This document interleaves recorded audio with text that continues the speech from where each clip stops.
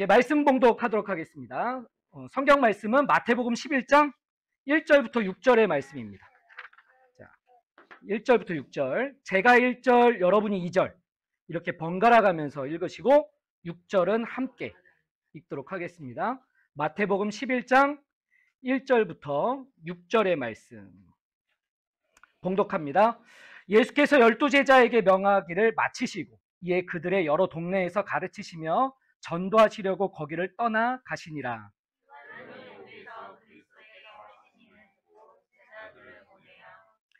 예수께 여짜오되 오실 그이가 당신이오니까 우리가 다른 이를 기다리오리이까.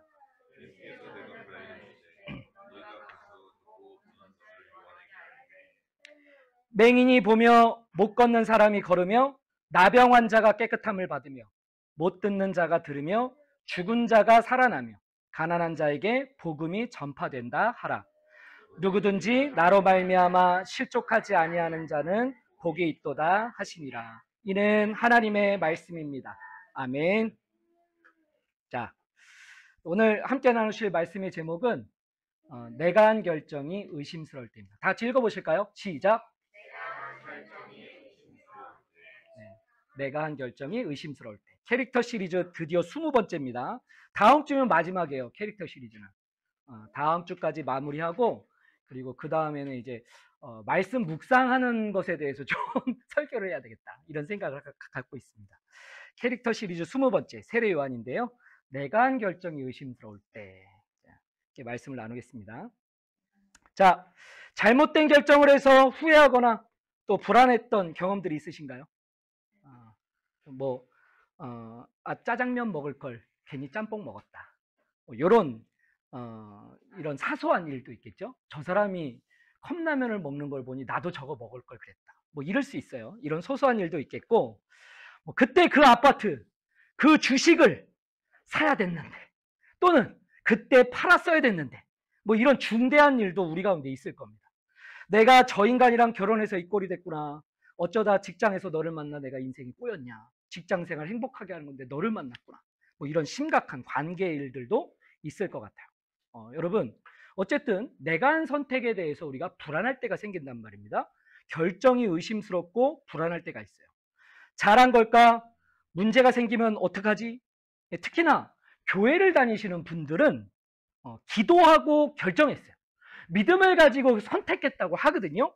그런데 결정하고 나서 보니까 세상보다 더 안 되는 것 같고 예수님 모르는 세상 사람들이 더 잘 나가는 것 같고 그래서 불안하고 의심할 때가 많습니다. 적어도 교회 다니지 않는 사람들보다는 우리가 더 그런 고민을 많이 하는 것 같아요. 내가 한 결정, 특히 우리에게는 믿음으로 한 결정이 의심스러울 때가 생기는데 이럴 때 어떻게 해야 되는가? 오늘은 요 말씀을 나누고자 합니다. 캐릭터 20번째 세례 요한이에요. 이제 메시아의 오실 길을 준비했던 세례 요한에 대한 말씀으로 여러분 오늘 우리 고민에 대한 답을 찾으시고 결정하고 나서 불안할 때마다 이 말씀을 되새길 수 있는 그런 지혜가 있으시기를 주님의 이름으로 축원드립니다. 자, 첫 번째는 다 같이 읽도록 하겠습니다. 첫 번째 시작. 네, 내가 한 결정이 의심스러울 때 우리가 해야 할 가장 중요한 첫 번째 행동은 뭐냐면 나의 기대한 것들보다 하나님의 말씀을 붙잡는 거예요. 이 진짜 중요합니다. 여러분, 세례 요한은 메시아를 기다리는 많은 사람들에게 이분이 바로 메시아야 라고 예수님을 소개해주고 예수님의 사역을 이제 열어주었던 아주 굉장히 중요한 역할을 맡은 마지막 선지자예요. 세례 요한은. 구원자를 기다린 많은 이들이 요한의 그 말을 듣고서야 예수님을 바라보고 예수님이 하시는 일들을 쫓아다녔거든요. 그런데 이 사람이 바로 메시아야 라고 했던 요한이 불안해지기 시작한 거예요. 예수님을 메시아라고 했던 게 의심이 되기 시작했단 말입니다. 왜 의심이 됐는가? 요한이 생각했던 메시아라는 그 기대와 예수님이 실제로 하고 다니시던 일들이 너무 많이 다른 거예요. 요한의 기대와 달랐단 말이에요. 그래서 불안한 질문을 하죠. 3절 말씀 한 목소리로 읽습니다. 예수께 여짜오되 오실 그이가 당신이오니까 우리가 다른 일을 기다리오리까. 당신이 진짜 구원자가 맞습니까? 내가 당신을 구원자라고 사람들에게 확인시켜줬는데 진짜 구원자가 맞으신가요? 왜 그러고 다니시나요?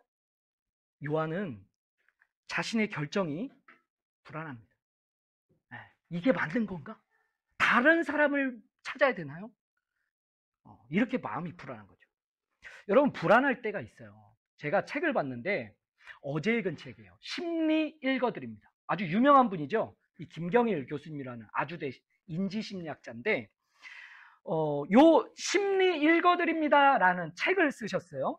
그리고 이 책을 쓴 인지심리학자 김경일 교수님이 이 책에서 요런 설명을 합니다. 불안의 원인이 두 가지인데 하나는 뭐냐면 불편함이고 또 다른 하나는 상실감이에요. 우리가 뭔가 불편할 때 이 불안하다는 거죠. 편하지 않으니까. 그리고 뭔가 잃어버렸을 때, 빼앗겼을 때, 놓쳤을 때 불안하답니다.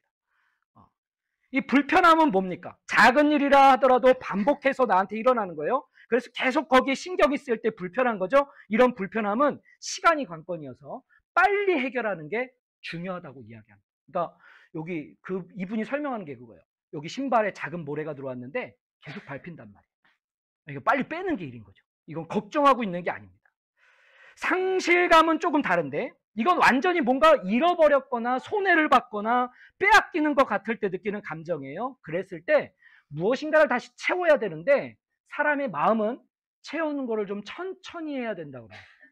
대신에 천천히 뭘 채우는가? 올바른 걸 채워야 된다고 그래요. 쉽게 다른 걸로 갖다 대면 안 된다는 거죠. 이 둘을 구분하는 가장 중요한 관점은 그래서 속도와 시간입니다. 문제는 우리가 이걸 반대로 한다는 거죠. 불편한데 계속 시간 끌고 있어. 안 하고 미뤄두고 상실감이 있어서 좋은 걸 채워야 되는데 오랫동안 길게 천천히 근데 빨리 다른 걸 채우려고 해요. 그래서 자꾸 음주도 하게 되고 그래서 자꾸 인터넷에 빠지고 드라마에 빠지고 이러기도 하더란 말입니다. 우리가 이걸 반대로 한다는 거죠. 결국 다른 걸로 하게 되면 삶이 행복하지 않은 거죠. 불안이 해결되지 않아서 삶이 안 행복하다는 거예요. 여러분, 이런 관점으로 본다면 요한의 불안은 뭡니까? 상실감인 거예요. 이 감옥에 갇힌 불편함이 아니라 기대한 구원자에 대한 상실감이 있다는 거죠. 자신의 기대가 계산이 완전히 무너져 버린 겁니다. 그래서 필요한 것은 요한은 지금 감옥에서 빨리 나오는 게 중요한 게 아니라 올바른 것을 채우는 게 중요하단 말이에요. 그래서 예수님이 요한에게 대답을 주십니다. 어떻게? 5절 말씀 다 같이 읽습니다. 맹인이 보며 못 걷는 사람이 걸으며 나병 환자가 깨끗함을 받으며 못 듣는 자가 들으며 죽은 자가 살아나며 가난한 자에게 복음이 전파된다 하라. 당신이 구원자가 맞느냐? 라는 이 요한의 불안과 의심에 예수님은 뭐라고 말씀해 주시냐면 이사야 선지자의 말씀을 가지고 와서 선지자의 말씀을 요한에게 들려줍니다. 선지자가 예언한 메시아는 어떤 사람인가요? 맹인이 눈을 떠요. 앉은 맹인가 걷고 나병 환자가 고침을 받고 여러분 여기에 나오는 이 5절에 나오는 이 메시아의 일들 이 말씀은 구약의 선지자들이 메시아를 예언할 때마다 했던 말들이에요. 예언은 그 메시아에 대한 예언을 할 때마다 맹인이 눈을 뜨게 될 겁니다. 가난한 자가 복음을 듣게 되고 앉은 뱅이였던 사람들이 걷고 뛰게 될 것입니다. 하나님의 영광이 나타날 것입니다. 이렇게 예언했단 말이에요. 예수님이 이런 선지자의 말씀을 가지고 와서 요한에게 주시면서 예수님이 이런 선지자의 말씀대로 살면서 말씀대로 이뤄가고 계시더라. 말씀대로 되어가고 있다는 것을 요한에게 알려주시는 겁니다. 너의 기대로 되는 게 아니라 너희가 기대했던 그대로 내가 움직이는 것이 아니라 말씀대로만 되는 것이다. 올바른 말씀의 가치를 요한에게 채워주시는 거죠. 메시아에 대한 너의 기대가 너의 계산이 무엇이길래 너는 나를 보면서 불안해하고 초조해하느냐? 보라, 말씀대로 되는 것이다. 말씀이 이루어지는 것이다. 말씀을 알려주시고 말씀을 채우고 말씀을 붙잡도록 인도하시는 거죠. 여러분, 저는 우리가 이럴 수 있다고 생각합니다. 우리가 믿음으로 결정을 했어요. 기도하고 뭔가를 선택했어요. 그런데 기도하지 않는 저 사람이 더 잘 되는 것 같은 거예요. 배가 아프죠. 그래서 그런 상황을 겪고 그런 일들을 바라볼 때마다 막 속이 쓰리고 그냥 속이 쓰린 것만이 아니라 이제는 내가 불안해지는 거예요. 나는 어떻게 되는 거지? 나는 저 사람보다 못하게 되는 걸까? 이렇게 내 기대와 다르게 되는 것 같아서 여러분 믿음의 선택이라는 것에 상심이 되고 의심이 될 때가 있단 말입니다. 그럴 때 여러분 쉽게 다른 걸로 대체하려 하지 마시고 흔들리지 않는 말씀으로 다시 돌아와야 하시는 겁니다. 내 계산을 믿지 말고 여러분 말씀을 믿으시기 바랍니다. 말씀을 믿으면 말씀대로 된다는 것이 우리에게 주신 진리예요. 이게 우리에게 주신 가치란 말입니다. 내 계산은 틀릴 수 있고 내 기대는 엇나갈 수 있지만 말씀이신 하나님은 말씀하신 그대로, 말씀하신 것은 그대로 끊임없이 꾸준히 끝까지 흔들림 없이 확고하게 성취한다는 것을 여러분 믿으시기 바랍니다. 이렇게 말씀을 붙잡는 올바른 믿음으로 여러분 불안한 마음을 분별하시고 하나씩 하나씩 하나님의 말씀 앞에서 인생의 걸음들을 해결해 나시는 주의 사람들 되시기를 축원드립니다. 두 번째 보겠습니다. 두 번째, 다 같이 읽습니다. 시작. 믿음의 결정은 책임으로 완성됩니다. 우리가 불안할 때 어떻게 해야 되는가? 믿음으로 결정한 것은 여러분 책임지시는 거예요. 처음에도 말씀드렸지만 세례 요한은 무명의 청년이었던 예수님을 사람들에게 메시아로 소개한 아주 중요한 역할이에요. 그래서 이제 메시아에 대한 예언은 세례 요한으로부터 끝나는 겁니다. 세례 요한은 마지막 선지자인 거죠. 요한의 인생은 예수님의 등장하심으로 인해서 요한의 인생은 완성이에요. 끝났어요. 자기 역할은 다 끝난 겁니다. 따라서 여러분 정말 메시아가 맞습니까? 라는 요한의 불안한 질문은 자기 인생을 건 질문인 거죠. 내가 이때까지 선지자들의 모든 기대와 예언을 가지고 당신을 소개했는데 나 인생 여기에 전부 다 걸렸는데 진짜 구원자가 맞습니까? 인생이 걸린 질문이에요. 이 질문에 예수님이 결론을 맺어주셨습니다. 어떻게? 6절 말씀. 다 같이 읽어요. 시작. 누구든지 나로 말미암아 실족하지 아니하는 자는 복이 있도다 하시니라. 여러분 이게 무슨 말인가요? 저는 이 말씀을 읽는데 막 속이 상했어요. 너무 예수님이 정말 너무 서운하다, 야속하다, 막 이런 생각이 들었어요. 아니 요한은 예수님을 준비한 마지막 선지자 아닙니까? 요한 덕분에 이 무명의 청년이었던 예수님이 유명한 자로 공생애를 시작할 때 성령이 비둘기같이 내려서 하나님의 아들이라는 확증을 받고 사람들 앞에서 요한의 일들을 다 물려받는 일들로 이렇게 등장을 했단 말이에요. 그러면 그렇게 자기를 소개해준 이 마지막 선지자가 인생을 걸어서 그렇게 질문하고 있다면 그러면 좀 감옥에서 꺼내주시고 위험에서 구해주면 좀 좋잖아요. 그런데 그런 말은 하나도 없어요. 그런 말은 하나도 안 해주세요. 대신 무슨 말씀을 하시는가? 나로 말미암아 실족하지 아니하는, 즉 예수님으로 인해서 걸려 넘어지지 않으면 그 사람이 복이 있다. 이 알쏭달쏭한 말씀을 주셨다는 거예요. 여러분 이 말씀은 헛된 기대를 갖고 그렇게 메시아를 바라보면서 내가 기대했던 대로 왜 안 해주시냐고 실망하고 원망하고 불안해하지 말고 메시아를 믿는다면, 진짜 구원자를 믿는다면 그 믿음의 책임적인 삶을 살아라. 메시아를 믿는 진짜 믿음으로 살아보아라 라고 말씀해 주신 겁니다. 이게 무슨 말인지 잘 이해가 안 되실 수 있어요. 지금 눈빛들이 그러세요. 이게 도대체 무슨 말이냐.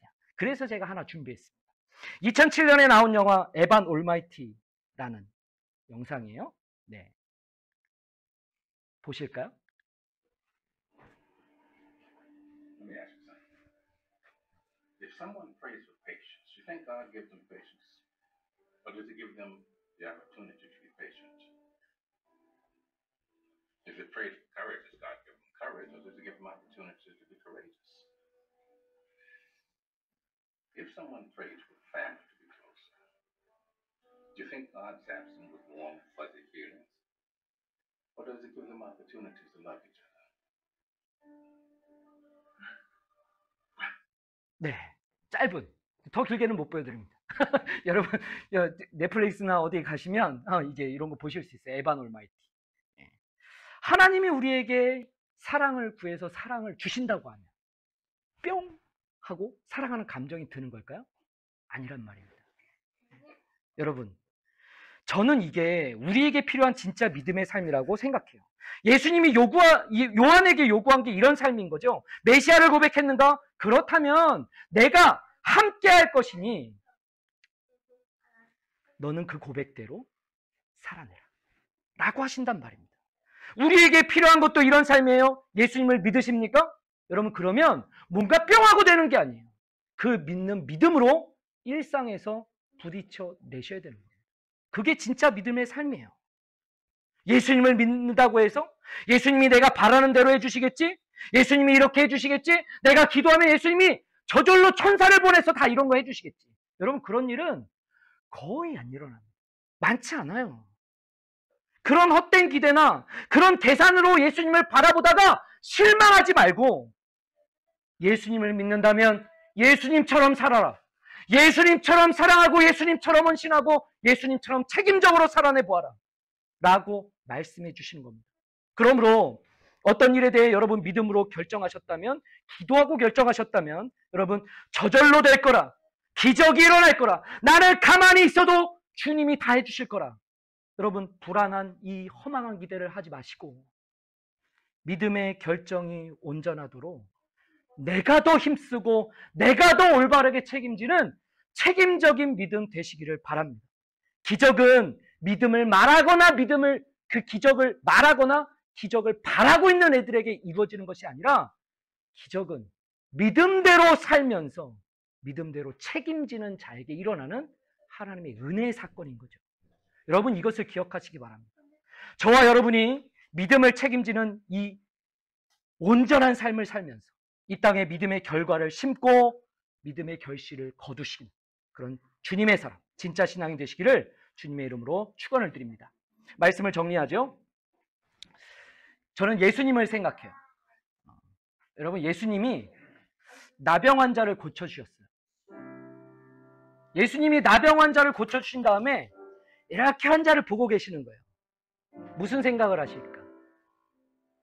저놈이 감사 인사를 하는지 안 하는지 두고 보자.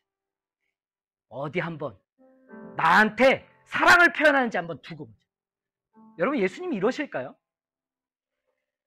예수님이 겟세마네 동산에 올라가셔서 하나님께 기도하는 겁니다. 나의 원대로 마시옵고 아버지의 뜻대로 되길 원합니다.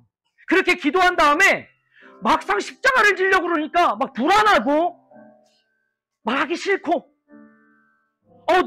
너무 아프면 어떡하지? 나 진짜로 부활하는 걸까? 살아나지 못하고 그냥 죽어버리면 어떡하지? 이렇게 의심하고 불안해하면서 예수님이 후회하셨을까요? 아니었을 것 같습니다. 예수님은 기꺼이 아버지의 말씀, 하늘 뜻으로 자신의 인생을 결정하셨고 그 결정을 온전히 자기의 삶으로, 자기의 몸으로, 자기의 일상으로 책임져 내셨단 말입니다. 마찬가지로 이런 주님이, 이렇게 마음을 먹고 사랑하시는 주님이 나를 바라볼 때 엉망진창이고 매번 죄짓고 안 그런다면서 또 죄짓고 마는 나를 너 괜히 구원해줬네, 너 괜히 내가 은혜를 줬네 이러면서 하나님의 결정을 후회하고 하나님의 결정을 되돌이키고 싶어 하실까요? 저는 아니라고 생각합니다. 사랑하실 때 끝까지 사랑하시고 끝내 나를 승리하게 하시고 질질질 기어가는 것 같아도 하나님은 예수님을 통해서 나를 기어가더라도 끝까지 가게 하실 줄로 믿습니다. 이게 나를 향한 하나님의 기대요, 사랑이요, 열심이에요. 그러므로 내가 해야 될 건 무엇입니까? 하나님이 이렇게 나를 포기하지 않으시니까, 하나님이 나를 끝까지 믿어주시니까, 내 안에 예수님이 나라는 인생을 끝끝내 포기하지 못하시고 같이 간다 하시니까, 그러니까 나도 해보잔 말입니다. 나도 믿음으로 가보잔 말입니다. 적당히 하다가 포기하고 돌아서고 의심하고 불평하면서 예수님 나를 사랑하시나요? 이러지 마시고 끝까지 한번 가보잔 말이에요. 내가 진짜 믿음으로 산다면 간혹 흔들리고 불안할 때가 오더라도 그것조차도 하나님은 예수님을 통해서 내 안에 역사하실 때 흔들리는 그 일, 불안한 그 일을 더 확고한 믿음으로 바꾸실 줄로 믿습니다. 저는 이런 하나님의 선하심을 믿습니다.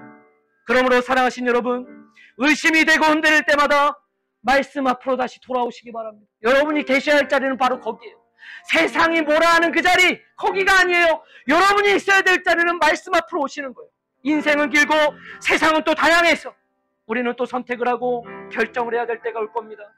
그런 일들이 셀 수 없이 많이 반복되면서 우리 안에 생길 거예요. 그러면서 정죄당할 겁니다. 너는 그거밖에 안 돼. 너는 고작 그렇게밖에 안 돼. 너는 죄가 많으니까. 너는 못난 인생이니까.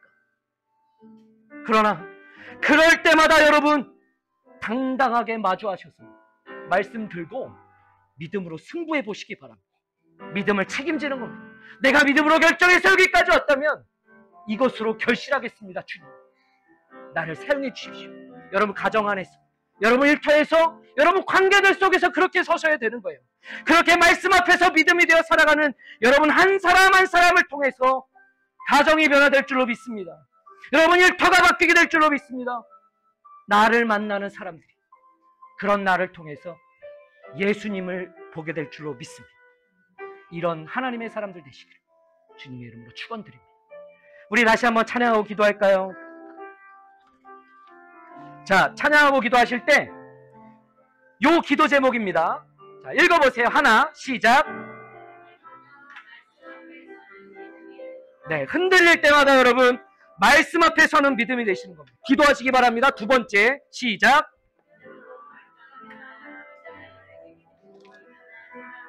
여러분 그렇게 되시기를 바랍니다. 우리 찬양하고 기도하겠습니다.